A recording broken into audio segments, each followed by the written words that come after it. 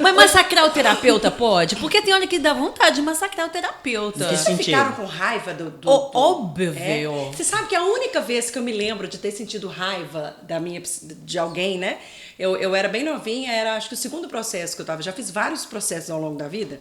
E aí era um dos primeiros e eu me lembro de ela olhar pra mim... Aquela cara que você fez aqui no começo. Scanner. Ela tava me escaneando assim, sentada, e me perguntou calmamente: você está com raiva de mim?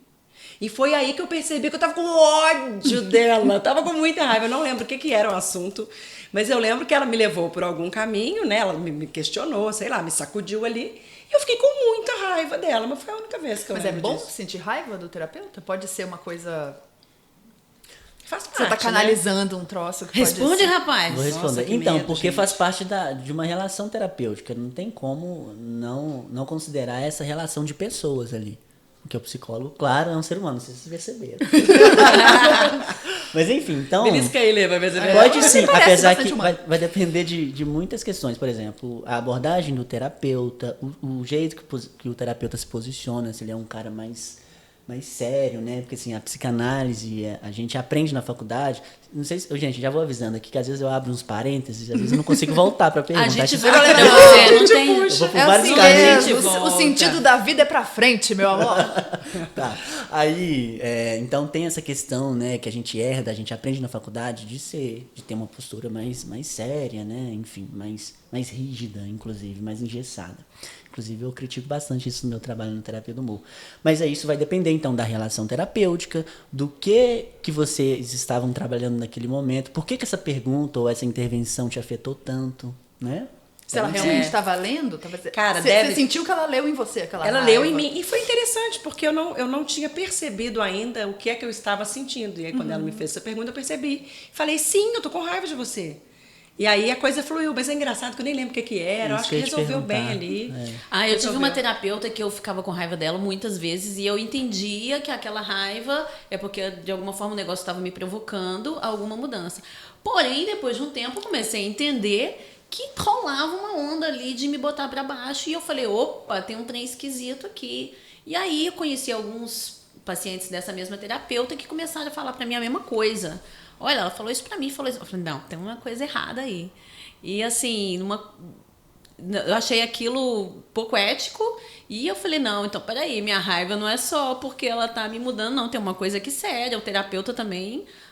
Cara, é aquela que eu não gosto, não sei nem quem É é. essa não que eu tô gosto. falando. Não gosto. Olha, conta pra ele. É essa. Não, horrível que ela fez com você. Compartilha. Vocês fazem de casal? Terapia? Terapia de casal, não é possível. De amiga. Não, minha filha, as caronas geram muitas sessões de terapia. Cara, no dia que ela me contou essa história, eu fiquei chocada. Tudo bem contar? Qual história, gente? Pode falar. Que você tava... Que ela falou que você é chata.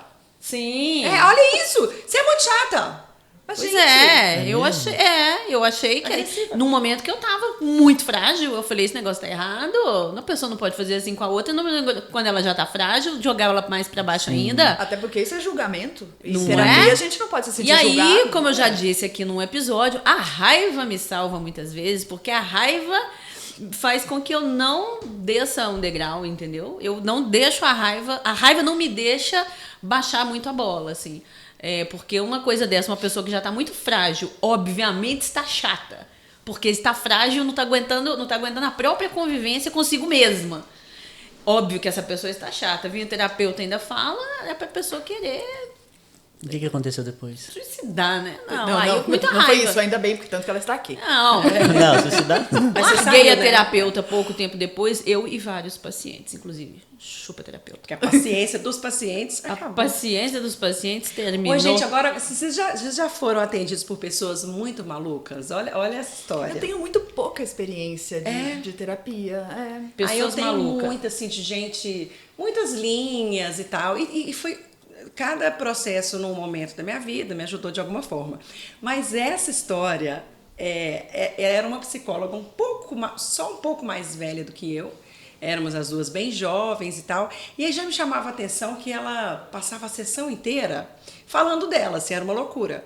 Eu levava uma coisa, sabe aquela pessoa que você conta uma coisa ruim e ela te devolve uma tragédia?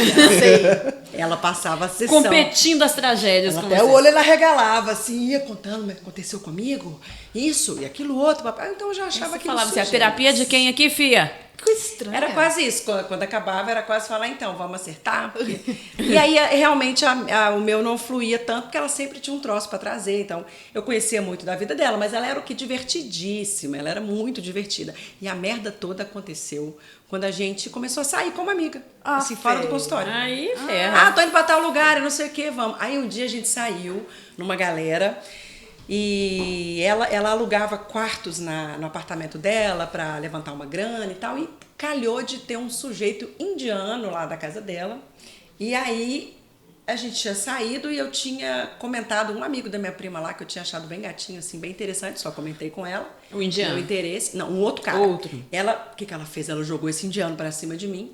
E esse cara era chato pra caramba. E aí o inglês, assim, a gente não conseguia se falar muito. E era um papo do tipo... Ah, a minha irmã se casou na Índia e foi muito bonito. O álbum de fotos está lá. Vamos lá ver o álbum de fotos? Ai, meu Deus, é assim que eles fazem cantadas na Índia aqui. Enfim, aí enquanto eu tentava me desvencilhar daquele cara... Ela trocou telefones com o carinha que eu tinha falado que eu tava afim. Você tá de sacanagem. Não. E depois ela saiu com ele. Não naquela Muito noite. competitiva Saiu com esta ele. terapeuta. E sabe qual foi o assunto da próxima sessão? Porque ela só falava dela. Eu não acredito. Ela dizia que ela era sexóloga. Eu nunca chequei as credenciais, mas ela se apresentava assim. Aí ela passou a sessão inteira me dizendo por que tinha sido tão ruim o sexo com ele, assim. Não foi bom.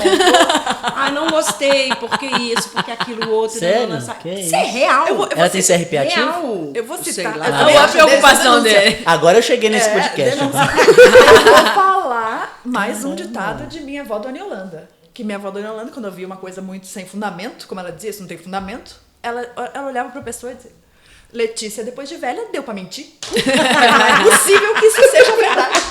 Gente, é verdadíssima. E aí, o que eu fiz? A minha sorte é que era só um carinha que eu achei interessante. Mas imagina se fosse alguém de quem eu gostasse realmente, que eu tivesse envolvida.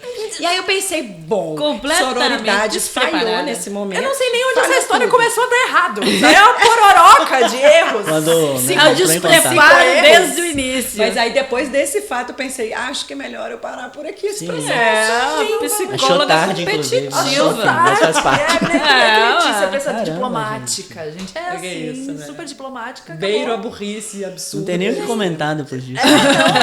Mas você sabe que não é a primeira vez que eu escuto de uma pessoa que eu conheço essa narrativa de que virou uma amizade com o terapeuta e o terapeuta manteve. Porque eu acho que isso pode acontecer, gente. Pode acontecer. Mas interrompe-se o processo de terapia, eu acho.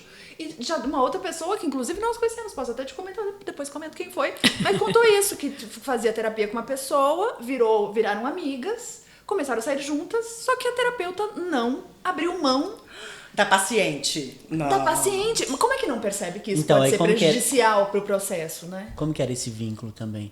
Porque isso também depende muito da abordagem. Eu tenho vários exemplos aqui, inclusive pessoais. Depende muito da abordagem, por exemplo, a galera mais humanista, né? Mas enfim, isso também é relativo. Costuma ter esse vínculo. Mas tudo tem limite também. Então, por exemplo, no caso da Letícia, acho que tá óbvio aqui que não Mas poderia. o vínculo de se relacionar O fora do fora consultório contexto. é possível? Sim, então, dependendo vou contar um caso pessoal então. Quando eu estava na graduação, eu comecei a fazer terapia com uma psicóloga da minha área, inclusive, da minha abordagem. Inclusive, acredito que foi por isso também que eu me interessei pela abordagem, que é a análise do comportamento. E aí nós trabalhávamos, na verdade assim, começamos a terapia, ela me indicou um curso. Acho que eu gesticulo demais. Ela me indicou um curso e aí eu comecei a estudar nesse curso junto com ela. E depois eu entrei na equipe, comecei a fazer parte da equipe. Eu era o único estudante lá com as psicólogas. E ela fazia parte dessa equipe. E aí aconteceu um movimento, né, que eu já entrei na equipe, já trabalhava no marketing da equipe. Na época só tinha Facebook e tal. Acho que o Instagram nem estava tão em alta. E aí eu precisava do e-mail dela. Na verdade, eu precisava adicionar ela no Facebook para poder colocá-la como administradora. Enfim, uma questão assim. E eu falei, Michele, eu já ia falar o nome dela. Eu já ia falar. É o nome você, dela. Michele. Michele, é você. Já vou falar sobre você. Não foi um ato falho. Só que eu ia deixar pra falar no final. Enfim, aí eu falei, Michele, eu vou precisar, né, que eu te adicione. Ela, não, tudo bem. E aí, a primeira coisa que eu fiz, acho que isso ela nem sabe, eu já fui bisbilhotar o Facebook dela. Porque é comum, gente. Tipo assim, você tem um vínculo com um psicólogo e tem uma coisa do distanciamento que você não sabe muito da vida dele, mas assim, você quer saber pelo menos uma coisinha. Claro. E aí, o que eu normal. fiz? Fui lá, dar uma stalkeada. E aí tinha uma coisa lá que ela tava meio que brincando. Falou tipo um palavrão. E olha que coisa louca. E na minha cabeça, já fazia psicologia. Eu pensava... Não que ela não pudesse falar palavrão, mas assim, é estranho. E aí eu vi aquele palavrão e falei, olha, né? Tipo, Assim, ela fala você tem palavrão. problema com pessoas que falam palavrão? Que Porque dá. eu acho que a gente Teremos vai ter todos que um encerrar esse problema episódio aqui. aqui agora, se for o caso. Não, eu já ia até pedir Você pediu licença autorização pra pra sair? falar. Não, pra Como é falar que é? palavrão mesmo. Por favor, Luciana, fique à vontade. Aqui Porra, falamos. mas é claro. Caralho, Pode falar Aí- o caralho que você quiser aí, não tem problema. Eu vi ela falando algo sobre tomar no cu lá, enfim, eu falei, caramba. Isso não é Michele. para um psicocoiso. Esse palavrão específico vem toda uma Psicocoiso. carga. Não é mesmo? Tem toda uma questão da psicanálise aí. Bom, enfim, aí eu conheci esse lado dela, né? Aí você barrou Michele pelo palavrão, foi isso? Não, mas aí a relação, não vou mentir pra vocês, a relação mudou um pouco. Por causa de um palavrão. É porque eu me senti um pouquinho mais íntimo. Ela tava expondo ali, não é mesmo?